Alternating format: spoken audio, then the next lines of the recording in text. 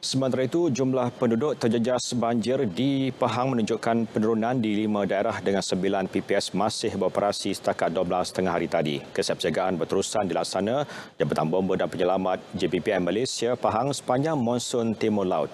Untuk perkembangan semasa, terus saja bersama Atira Haswah di sana. Terima kasih. Saya kini berada di Balai Bomba dan Penyelamat Kuantan bersama dengan pengarahnya Datuk Dr. Wan Muhammad Zaidi Wan Isa untuk berkongsi terus perkembangan semasa dan persediaan dalam menghadapi monsun Timur Laut MTL kali ini. Sebelum itu, apa khabar Datuk? Baik, Alhamdulillah. Okey Datuk, mungkin Datuk boleh kongsikan terus mengenai persiapan ataupun persediaan daripada agensi bomba sendiri dalam menghadapi banjir ketika ini. Baik, seperti mana yang kita maklum dan kita dah lihat sekarang ni, ada beberapa tempat yang telah pun mengalami banjir, yang mungkin ada yang berbentuk banjir kilat dan sebagainya. Jadi pada dasarnya Jabatan Bomba telah pun bersiap awal, yang mana kita telah pun menjalankan pemeriksaan kepada peralatan marin kita dan juga latihan-latihan kepada anggota untuk menghadapi sebarang kemungkinan bencana yang mungkin akan berlaku pada tahun ini. Jadi begitu juga dalam kerja-kerja pemantauan, kita akan menjalankan kerja-kerja pemantauan secara berkala. Apabila satu-satu hujan di kawasan-kawasan itu, kita tak ada lagi dah menunggu panggilan dan sebagainya, kita akan membuat pemantauan berkala untuk melihat kepada keadaan semasa air. Jadi di situ akan mudahlah, kalau ada memerlukan bantuan, kita akan dapat memberi bantuan dengan cepat. Okey Datuk, sekarang telah pun ada beberapa kawasan yang telah pun dilanda banjir. Jadi mungkin berapa anggota dan pegawai yang telah pun digerakkan ataupun akan dalam mood standby sekarang?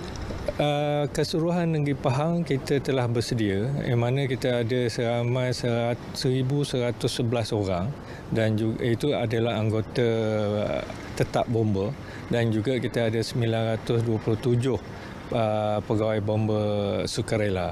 Jadi kita akan gerakkan ke semua ni di tempat-tempat yang diperlukan. Ya, jadi dalam masa yang sama sebenarnya kita ada wujudkan tim pasukan gerak cepat ataupun red team yang akan bertindak segera, yang mana kita dah tubuhkan di Negeri Pahang ni ada 6 pasukan. Jadi mereka ni akan bergerak awal jika berlakunya keadaan banjir. Ya. Datuk, sebelum banjir sebelum ini, tahun lepas ada beberapa hotspot baru yang dikesan yang dilanda banjir besar. Jadi mungkin kali ini mungkin ada tambahan lagi hotspot itu untuk dipantau dari semasa ke semasa. Yang ini kita berlihat kepada keadaan cuaca yang dikeluarkan oleh MET dan juga yang dikeluarkan oleh JPS.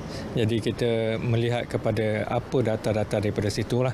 Jadi pada dasarnya Negeri Pahang ni boleh dikatakan menyeluruh banjir. Jadi kalau berlaku banjir yang besar tu, kita akan bertindak semua tempat. Okey Datuk, mungkin yang terakhir, saranan Datuk kepada penduduk yang berada ataupun yang tinggal di kawasan berisiko, sedikit nasihat kepada mereka. Okey, Alhamdulillah dengan apa yang kita tengok, ada 5 daerah sekarang ni yang sedang banjir. Alhamdulillah kita tengok keprihatinan penduduk-penduduk yang mana mereka ni tidak menunggu untuk keadaan air yang begitu besar baru nak pindah. Jadi mereka dah pindah awal. Jadi itulah satu amalan yang terbaik sebenarnya, yang mana jangan tunggu keadaan yang dah terdesak dan keadaan yang bahaya baru kita nak pindah. Jadi kita boleh bergerak awal supaya kita dalam keadaan pindah tu dalam keadaan bersedia.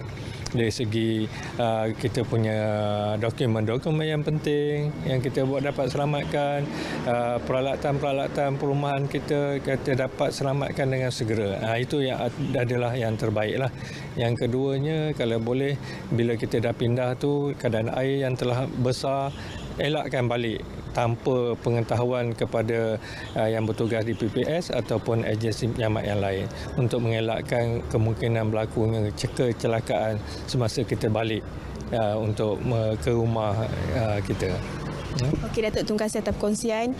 Jadi saya kira itu saja perkembangan semasa banjir di Negeri Pahang. Kembali ke studio. Baik, terima kasih Atira.